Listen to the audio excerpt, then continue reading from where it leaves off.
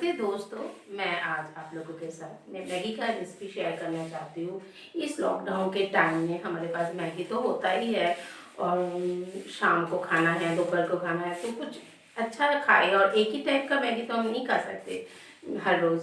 तो मैंने जो इधर इंग्रेडिएंट्स का यूज़ किया है उधर सबके पास तो होता ही है, होता ही नहीं होता तो 1-2 आप चेंज कर सकते हैं। ऐसा नहीं है कि यही ज़रूरत है।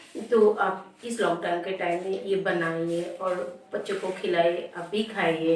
और कोई बैचलर हो तो उनके लिए भी ये बहुत अच्छा रेसिपी है। तो आप घर में रहिए, अच्छे से रहिए, सुरक्षित रहिए। Thank you.